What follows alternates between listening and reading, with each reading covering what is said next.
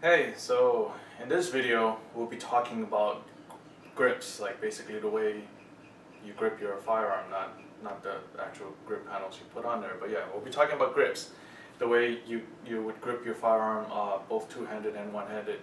And again, if you haven't watched my safety video already, please do so before you watch this video and other videos that where you actually will be handling firearms. If you want to practice, also watch that so that because the safety is always first. Make sure that you're in a safe environment before you do any of this stuff. Okay. So when it comes to grips, there are a lot of different methods that I've seen, and I will go over some of them and tell you which one I prefer and the reason why I prefer it and the reasons why I don't prefer the other ones. And some of it's actually just personal preference too, because I actually can't really think of too many cons in some of these other grips. And when it comes to grips too, it's pretty universal with semi-automatic pistols. You might want to alter it a little bit for revolvers, and I unfortunately don't have a revolver anymore. I've sold the one that I have, so there's plenty of videos to look for that though. So, but I mean, I'll definitely make another video once I get a revolver, so I can show you the variations of that as well. But for now, I'll be covering semi-automatic pistols, such as the popular ones such as a Glock, or I have a Springfield XDS, and then also have a Springfield 1911 handgun. So when it comes to grips, I'm going to move a little bit closer to the camera. It's pretty simple and complex at the same time.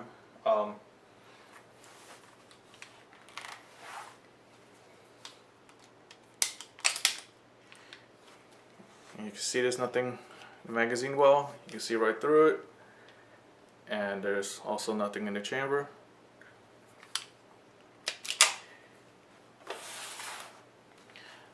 But basically what you want to do when you grip the firearm, and obviously follow all the basic safety steps that go with it before you even grab it. Like I always teach, point at your firearm so you keep your trigger finger of your dominant hand pointed as you grip the firearm.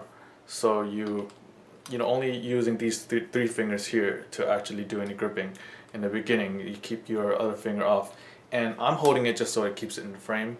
But this would be pretend like it's resting on the table. You go to grab it. The NRA actually teaches you to grab it first with your support hand, and then by the barrel. It's basically what they're teaching you. I hate to go against what they're saying, but I recommend against that, because if you've been shooting this firearm a long time, this is going to be very hot. So you probably don't want to first grab it by the barrel and then grab it. You would just want to just grab it by the grip. So basically, with your hand, you see where the webbing between my thumb and the rest of my hand. Some people would tell you to kind of put it a little bit away from that because of the whole center line of your arm and all that. But actually, when you're shooting, for the sake of keeping your hand as high up on the weapon as possible, it's best to just go with the deepest part of your webbing. So yeah, what you want to do, and like I just said, you want to keep your hand as high as possible. So you don't want to grip it like down here, or you can still see all this, and then there's all the space here, because the bigger difference because this is where the recoil is going to happen. That's where the bullet's going to exit the muzzle here. So it's just laws of leverage. If there's more distance between here and where you're holding it, the recoil would affect you a lot more. So you want to be as high as the firearm will let you. The three fingers that are wrapping around right up against the bottom of the trigger guard is what this is called. So this as high up here as you can. So you see the distance between the muzzle and your hand is very short, and that's the ideal situation. So that's what you would do with your dominant hand. You put the back of the firearm deep into the between your thumb and your hand, and then you wrap the other three right up against the bottom of the trigger guard. So with the support hand, what you want to do after you have the grip with your strong hand like this is where you see this part of the grip that is exposed, that the rest of your hand doesn't, of your strong hand doesn't cover. You want to take the meaty part of your palm, basically this part here, kind of the part that runs from your thumb down to your wrist.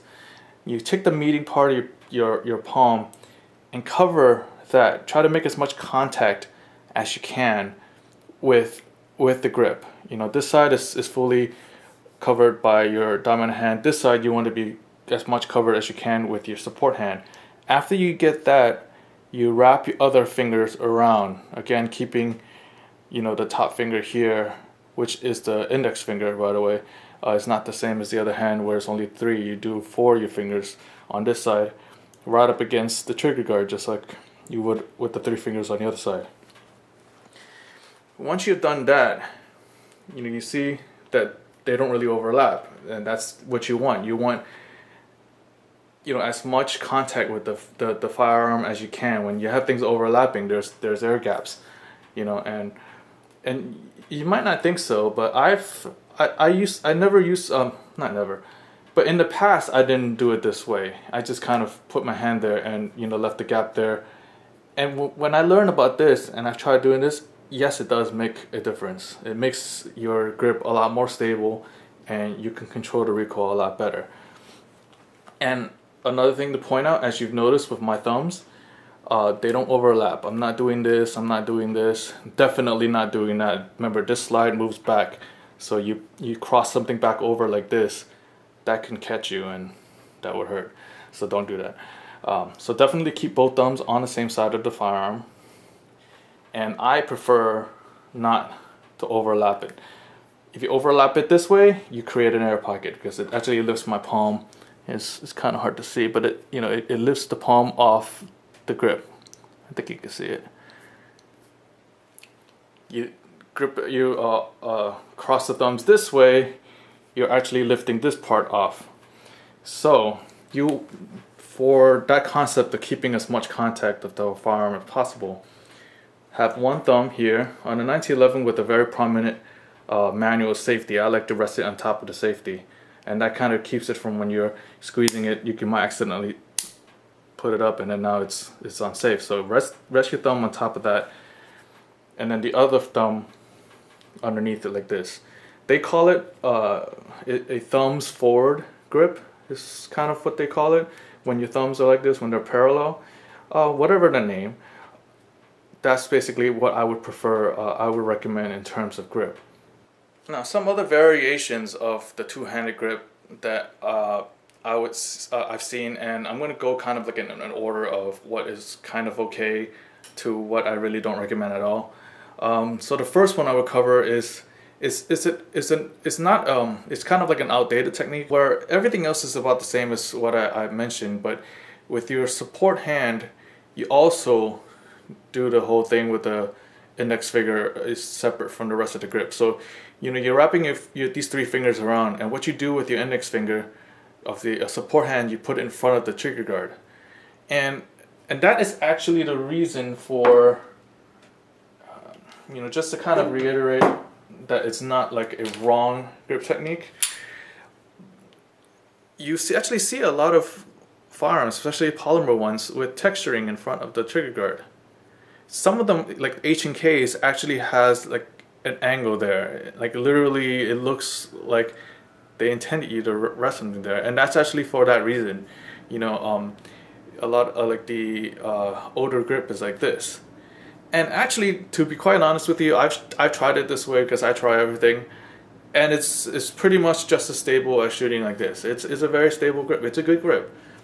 The reason why I think it's fallen out of favor is the theory is that having this, I mean, this firearm is very small, so you know a lot of my finger is going over it, so it won't apply to this. But on some of the larger, especially double stack weapons, which I don't have one, so I can't really show you, but maybe like not so much of your finger would be going into the front of your grip. So then the theory is that you can slip up, and then your finger can slip into the trigger and then accidentally set it off.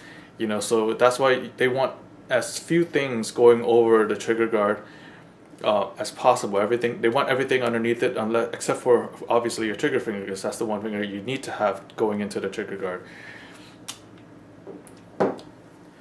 So that's the other grip I've seen, and actually I forgot to mention, I meant to. That's why I brought two firearms here. Again, this is nothing in the magazine well and nothing in the chamber. Is that the grip that I showed you before works on pretty much all sizes of semi-automatic pistols. Anyway, back to what I was saying about the other grips that I've seen and the other variations. So yes, the other popular one, like I said, is where you have your support hand, index finger in front of the trigger guard. I guess where you've probably seen this is Bruce Willis. Bruce Willis prefers to hold his firearms this way. Every time you see him in movie shooting, he shoots like this. And like I said, it's actually a valid grip. That was the preferred grip, years ago, and it's actually a very good shooting grip. It's just kind of fallen out of favor. I guess that's the best way to describe it. It's not that it's wrong, but it's not the official grip that they would teach you if you, let's say, get into law enforcement or the military or anything like that. They teach this now. But yeah, so this is one variation that I've seen and that I know about. Another one that I see that's very popular, especially with movies, and then you see a lot of people in the range and people kind of emulating it, and it's basically a completely wrong grip, is the what I affectionately call the cup and saucer grip. And I guess a popular place, which actually he's changed in the last couple of seasons of the show, but in the very beginning, if you ever watched that show 24, Jack Bauer always did it in the very beginning. But I guess a lot of people complained, and not complained, but I guess a lot of people might have pointed it out. And then towards the later seasons, you notice that he started doing this. But basically, the cup and saucer is this or this. You see it in movies, and it always goes along with the whole keeping your elbows bent thing too. Those two I always see together in movies. The reason why this is not a good grip is because the main reason for having this grip is that you have an arm pulling on both sides of the firearm. So when you push out, this is pulling, your dominant arm is pulling this way, your left arm, support arm is pulling this way. It basically keeps the firearm straight and stable. When you have a cup and saucer, you just have that one side and basically nothing on the other side. So like this, I know it looks funny, but it has no support. I can do all this and it doesn't feel any more stable one way or the other. This is just as natural feeling as this. It's just as natural feeling as this, because there's no counter. I don't even know the word for it, but there's nothing counter. Like this way has two forces countering each other, which centers everything. This way it doesn't. So that's the reason why this is actually not a very good grip. You don't come naturally back to center after the round is shot. So to your follow-up shot, you have to manually aim again. While this, a lot of times, even if you're shooting after the recoil, it should come basically right back to where it was. So it's very predictable, and that's the good thing about this grip, or even this grip. But this not so much. Now, when it comes to one-handed grips, it's not the preferred way to shoot a firearm. Obviously, the two-handed grip is best for stability. You want to have both hands on it, push out with the arms like I described in the posture video, without locking your elbows. But the reason why learning one-handed shooting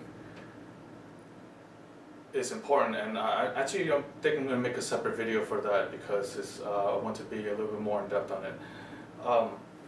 One-handed shooting, learning it is actually a good idea, because if you are trying to learn about shooting for purposes of self-defense or anything like that, you could be with your loved one, you could be with your child when you encounter a bad guy. You know, you encounter somebody trying to hurt you out on the street.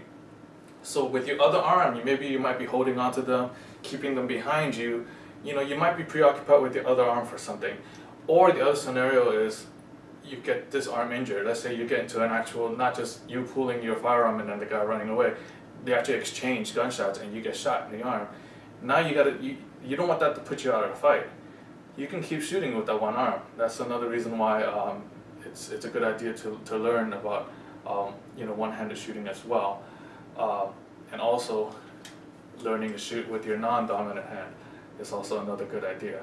And like I said, I will definitely go over that more in depth in the next video. All right, thank you for watching.